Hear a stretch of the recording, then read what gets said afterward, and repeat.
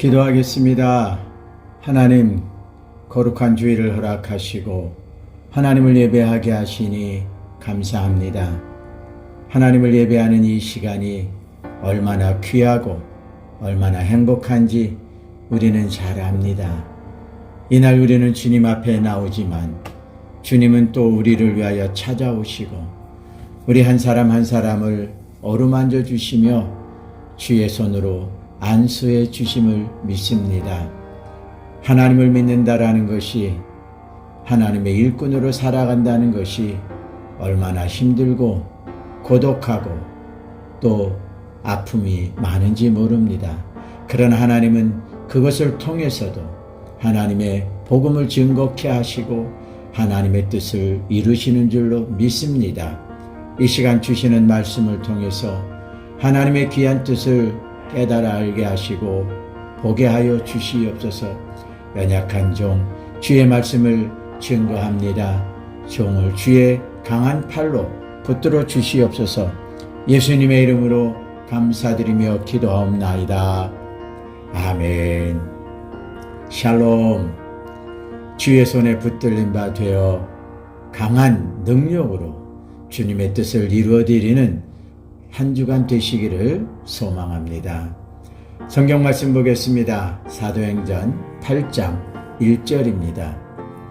사도행전 8장 1절 제가 봉독합니다. 사울은 그가 죽임 당함을 마땅히 여기더라. 그날에 예루살렘에 있는 교회에 큰 박해가 있어 사도 외에는 다 유대와 사마리아 모든 땅으로 흩어지니라. 아멘. 사도행전 8장 1절 말씀을 통해서 흩어지게 하시는 주라는 제목으로 말씀을 증거합니다. 성경에 소개되는 하나님은 전능하신 하나님이시며 만물을 창조하신 주인이 되시는 하나님이십니다. 그렇다면 그 전능하신 하나님께서 하나님의 강한 능력으로 모든 사람들을 다 구원하시든지 아니면 모두가 하나님을 믿도록 강권적으로 역사하셔도 될 텐데 왜 그렇게 하지 않으시고 선지자들이나 사도들이 핍박과 환난 또는 순교까지 당하면서 복음을 전하게 하셨을까요?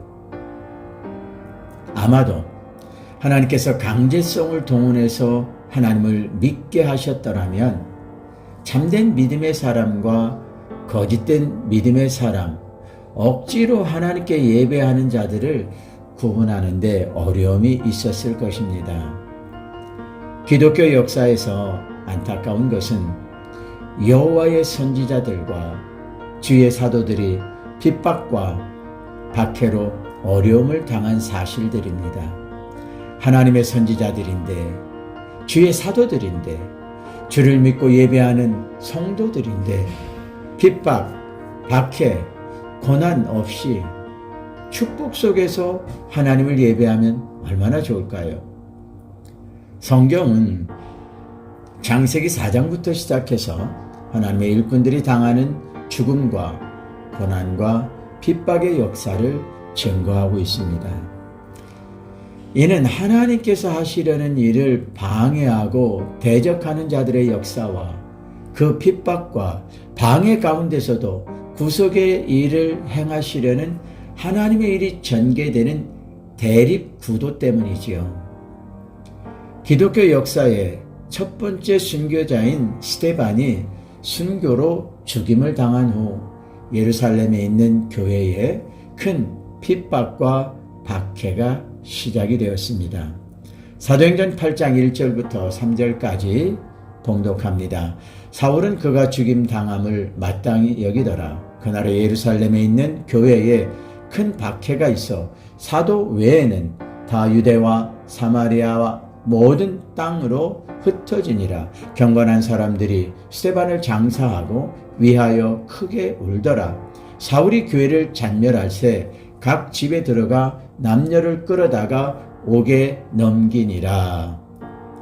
이 말씀을 보면 몇 가지의 상황이 전개되고 있습니다. 그리스도인 박해 사건으로 인한 순교 사건이 발생하였습니다.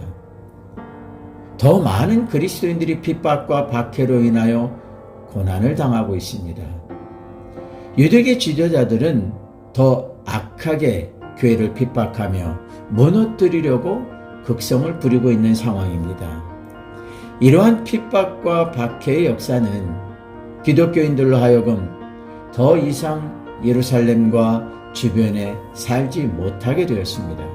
그리스도인들은 거의 반강제적으로 다른 지역이나 주변 나라로 흩어지게 되었던 것입니다. 여기에 사용된 흩어지니라, 헬라어로 보면 디아스페이로라는 단어가 쓰여지죠. 흩뿌리다, 두루뿌리다, 디아스페이로, 이 단어에서 유래된 용어가 있습니다. 여러분이 다 알고 있는 용어죠. 디아스포라라는 단어입니다. 디아스포라, 흩어진 무리들이라는 용어입니다. 이 용어는 유대인들이 이스라엘에 거주하지 못하고 정치적으로 유랑하는 생활을 하는 데서 붙여진 용어입니다. 그런데 사실 디아스포라는 사도행전 8장에 근거하는 것이 아닙니다. 구약의 내용에서 애굽과 에티오피아, 바벨론, 바사 제국 때에도 이미 이방에 거주하는 히브리인들이 있었습니다. 그들도 역시 디아스포라였던 것을 알 수가 있죠. 그래서 디아스포라의 근거는 사도행전 8장이 아니라 어떻게 보면 구약의 애굽 때부터로 보는 것도 틀리지 않다라는 거죠. 사도행전 8장 1절에서 흩어지니라 라는 단어는 그 의미가 어떤 목적을 가지고 넓게 뿌려지는 행위를 예측할 수 있는 단어거든요. 이 상황에서 놀라운 것이 발견이 됩니다. 예수 그리스도를 믿는다는 이유로 예루살렘을 떠나 다른 지역으로 또는 이방까지 흩어지게 된 무리들이 믿음이 변질되거나 다른 종교로 개종을 하는 것이 결코 아니었습니다. 그들이 흩어진 새로운 정착지에서 주님을 예배하기 시작한 것이죠. 이 상황에서 예루살렘 중심이었던 그리스도의 복음이 사마리아와 이방 나라까지 전파되는 선교의 일이 시작되는 것을 볼 수 있습니다. 흩어진 무리는 그들이 더 간절함으로 예배하고 오히려 더 견고한 믿음으로 굳게 하기 위해서 이방으로 이주한 것입니다. 여기 성경에 보면 흩어진 그리스도인들에 의하여 아름답고 놀라운 복음의 역사가 일어나기 시작했습니다. 사도행전 8장 4절부터 8절까지 제가 봉독해 드립니다. 그 흩어진 사람들이 두루 다니며 복음의 말씀을 전할새 빌립이 사마리아 성에 내려가 그리스도를 백성에게 전파하니 무리가 빌립의 말도 듣고 행하는 표적도 보고 한 마음으로 그가 하는 말을 따르더라. 많은 사람에게 붙었던 더러운 귀신들이 크게 소리를 지르며 나가고 또 많은 중풍병자와 못 걷는 사람들이 나으니 그 성에 큰 기쁨이 있더라. 아멘. 핍박과 박해가 시작되기 이전에 그리스도를 따르는 무리는 예루살렘 중심 유대인들에게만 속한 소규모 무리에 지나지 않았습니다. 그러나 핍박과 박해로 인하여 성도들과 사도들이 흩어지면서 예수님의 복음이 주변 이방 나라에까지 전해지게 된 것입니다.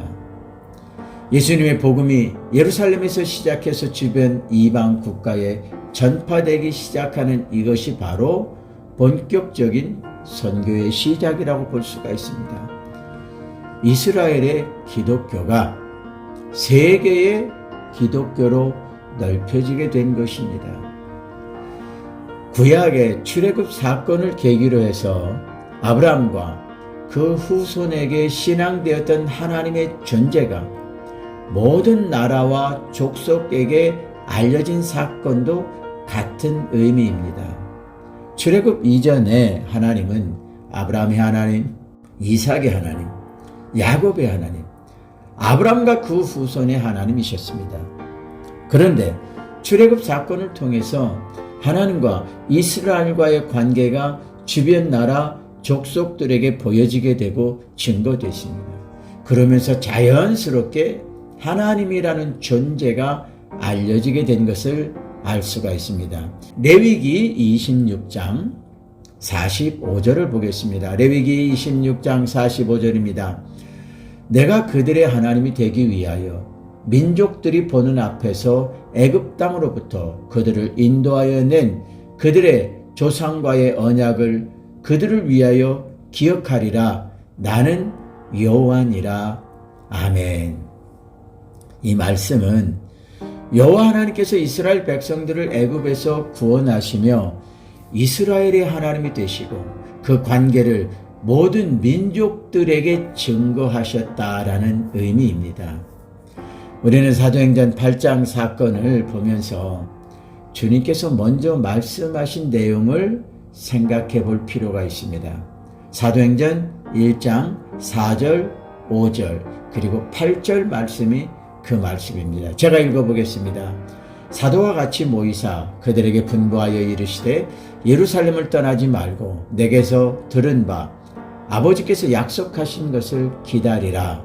5절 요한은 물로 세례를 베풀었으나 너희는 몇 날이 못되어 성령으로 세례를 받으리라 하셨느니라. 8절입니다. 오직 성령이 너희에게 임하시면 너희가 권능을 받고 예루살렘과 온 유대와 사마리아와 땅끝까지 이르러 내 증인이 되리라 하시니라. 아멘. 주님은 승천하시기 직전에 제자들에게 예루살렘을 떠나지 말고 아버지의 약속하신 성령을 기다리라 이렇게 말씀하셨습니다. 그리고 몇 날이 못되어 약속하신 성령을 보내주실 것을 말씀하셨어요. 그런데 그 성령을 받으면 예루살렘을 떠나지 말고 기다리라 하신 말씀과는 다르게 성령을 받고 권능을 받아 사마리아와 땅끝까지 이르러 주의 증인이 되라고 말씀하시다라는 거죠. 성령을 받기 전에 예루살렘을 떠나지 말라고 하셨습니다. 성령을 받은 후에는 그 권능으로 땅끝까지 흩어지라고 말씀하고 있습니다. 제자들이 그 말씀을 믿고 기도할 때 주님께서 약속하신 성령이 임하셨습니다. 성령의 충만함을 받은 제자들은 주님께서 행하시는 복음 증거의 일과 기적과 표적으로 병자를 고치는 일까지도 능히 감당하게 되었습니다.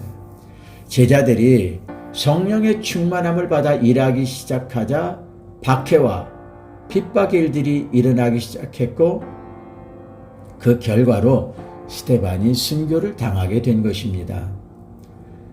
스데반의 순교를 시작으로 해서 그리스도께서 이제 그들을 이방을 위하여 흩어지게 하셨다라는 것을 확인할 수가 있습니다. 원어적인 해석을 보면은요, 주님께서 그들을 이방에 뿌리셨다 이렇게 해석이 가능해집니다. 이러한 주님의 모든 일들은 주님의 복음이 예루살렘에서 시작하여 온 유다와 사마리아와 땅끝까지 증거되게 하시려는 섭리가 있었다라는 것을 알 수가 있습니다. 그렇다면 하나님께서 이방을 위한 선교 계획, 이 하나님의 선교 계획은 언제부터 세워두신 것일까요? 창세기 12장 3절을 보겠습니다. 너를 축복하는 자에게는 내가 복을 내리고 너를 저주하는 자에게는 내가 저주하리니 땅의 모든 족속이 너로 말미암아 복을 얻을 것이라 하신지라. 아멘. 창세기 22장 18절입니다. 또 내 씨로 말미암아 천하 만민이 복을 받으리니 이는 내가 나의 말을 준행하였음이니라 하셨다 하니라. 아멘. 하나님께서 아브라함을 통해서 모든 민족이 그를 인하여 복을 받게 될 것이라고 말씀하셨죠. 온 천하 만민이 아브라함의 후손으로 오시는 그리스도로 말미암아 구원의 복음을 얻게 된다라는 말씀입니다. 다시 말해서 복음이 이방 나라에까지 전해지고 모든 이방 민족까지 구원을 받게 된다라는 것입니다. 갈라디아서 3장 8절을 읽어보겠습니다. 또 하나님이 이방을 믿음으로 말미암아 의로 정하실 것을 성경이 미리 알고 먼저 아브라함에게 복음을 전하되 모든 이방인이 너로 말미암아 복을 받으리라 하였느니라. 아멘. 하나님께서 아브라함에게 말씀하신 그 말씀이 갈라디아서 3장 8절에 보면 하나님이 아브라함에게 전하신 복음이었다라고 말씀하고 있죠. 그뿐만 아니라 그 아브라함에게 전하신 복음은 이방이 아브라함을 통해서 구원을 받게 되는 복음이다라고 말씀하고 있습니다. 또 열왕기상 8장 41절에서 43절의 말씀을 보면요. 솔로몬이 하나님께 성전을 봉헌해 드리는 기도 가운데 하나님의 선교적 섭리를 이미 파악하고 기도한 내용이 있습니다. 열왕기상 8장 43절 제가 읽어봅니다. 주는 계신 곳 하늘에서 들으시고 이방인이 주께 부르짖는 대로 이루사 땅의 만민이 주의 이름을 알고 주의 백성 이스라엘처럼 경외하게 하시오며 아멘. 이방인들이 주의 전에서 기도 드리는 것까지도 들으시고 축복하시기를 구하고 있어요. 이방인이 주께 부르짖는 대로 이루시고 땅의 만민이 주의 이름을 알고 주의 백성 이스라엘처럼 경외하게 하시기를 구하고 있지요. 이 말씀은 솔로몬이 하나님께서 계획하신 선교의 목표, 선교의 계획, 선교의 목적을 이미 파악하고 있었다라는 것을 알 수가 있습니다. 이사야서 49장 6절을 봅니다. 그가 이르시되 내가 나의 종이 되어 야곱의 지파들을 일으키며 이스라엘 중에 보존된 자를 돌아오게 할 것은 매우 쉬운 일이라. 내가 또 너를 이방의 빛으로 삼아 나의 구원을 베풀어서 땅끝까지 이르게 하리라. 아멘.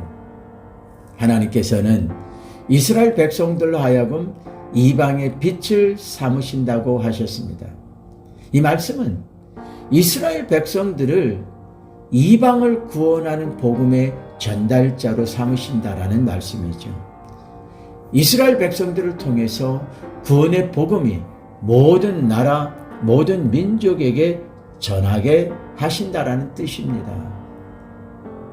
신약에서 시므온은 아기 예수를 안고 하나님을 찬양하며 이렇게 기도하였습니다. 예수님을 통해서 이루시게 될 이방 구원에 대해 선포하는 내용입니다. 누가복음 2장 31절 32절입니다. 이는 만민 앞에 예비하신 것이요 이방을 비추는 빛이요 주의 백성 이스라엘의 영광이니이다 하니 아멘. 교회를 무너뜨리며 그리스도인들을 박해하는 청년 사울을 주님께서 택하시며 하신 말씀이 있습니다. 사도행전 9장 15절이죠. 주께서 이르시되 가라. 이 사람은 내 이름을 이방인과 임금들과 이스라엘 자손들에게 전하기 위하여 택한 나의 그릇이라. 아멘. 주님께서 청년 사울을 찾으시고 부르셨습니다. 그런데 그는 교회를 잔멸하고 핍박하고 성도들을 박해하는 일에 앞장섰던 사람입니다.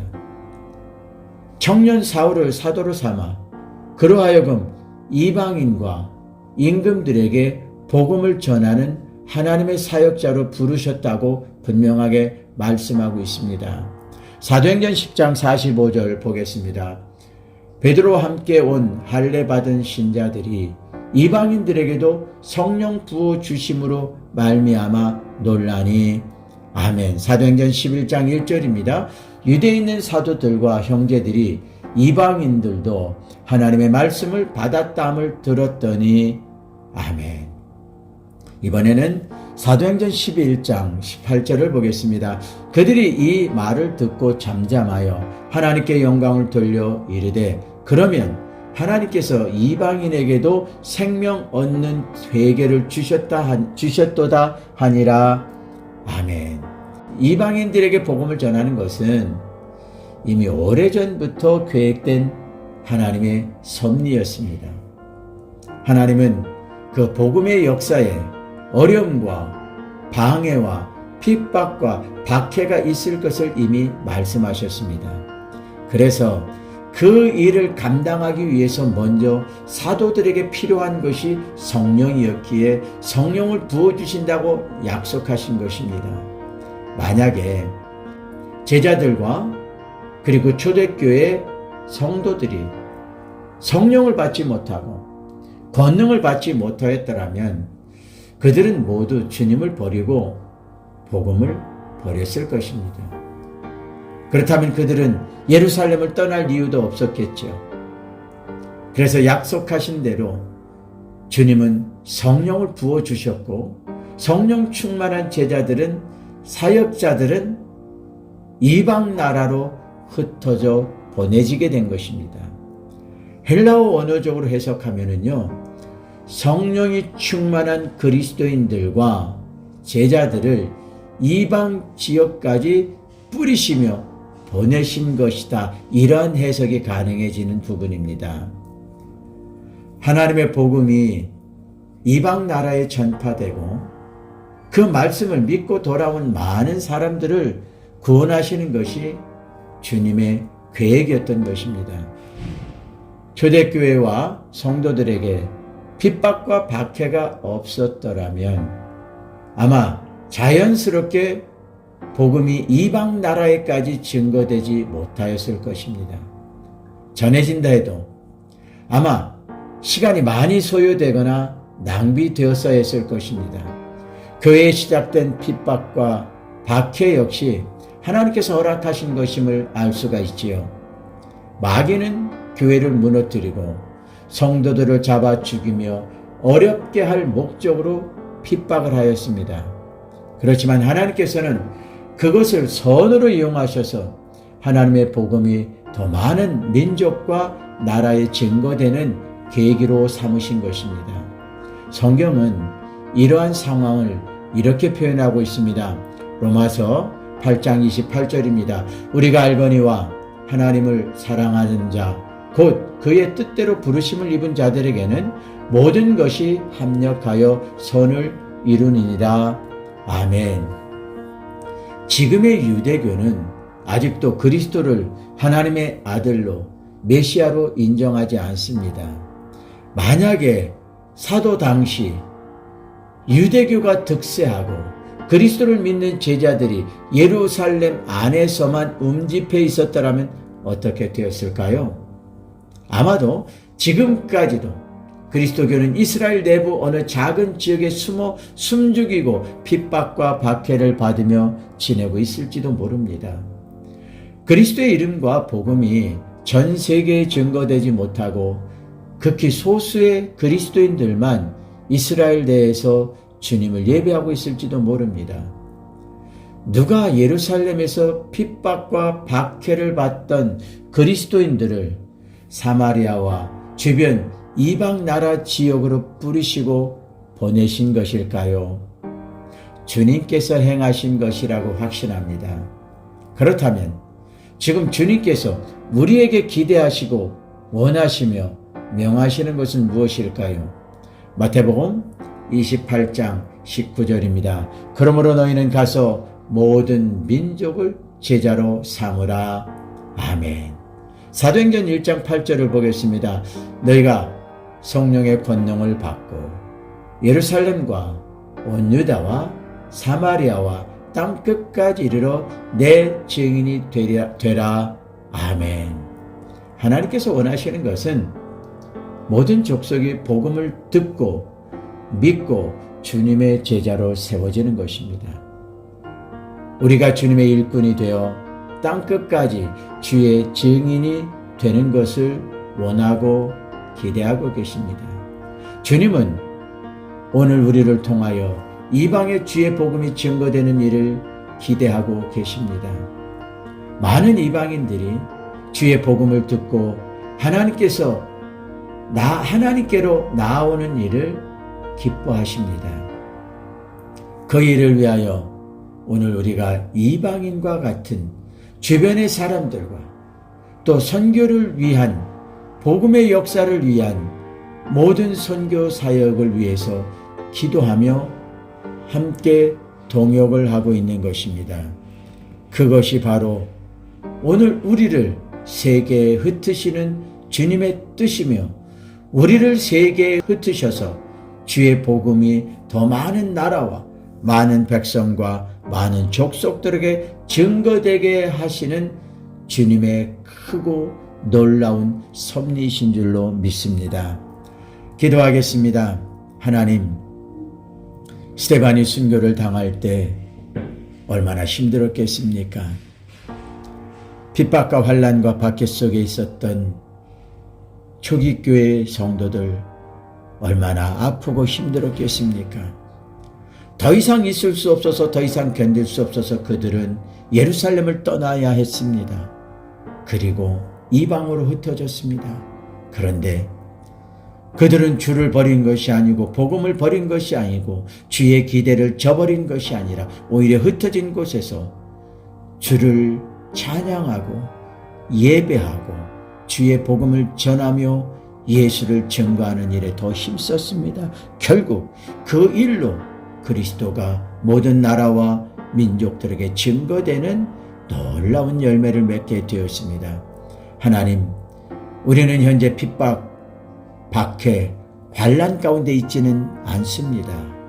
그렇지만 우리가 처해 있는 곳이 곧 주께서 우리를 흩어 뿌리신, 흩어 보내신 복음의 현장이요 사명의 현장이라고 믿습니다. 우리를 보내신 분이 주님이십니다. 우리를 보내고 기대하시는 주님의 뜻을 이 한 주간 선하게 아름답게 이루어드리는 우리가 되게 하옵소서. 예수 그리스도의 이름으로 감사드리며 기도하옵나이다. 아멘.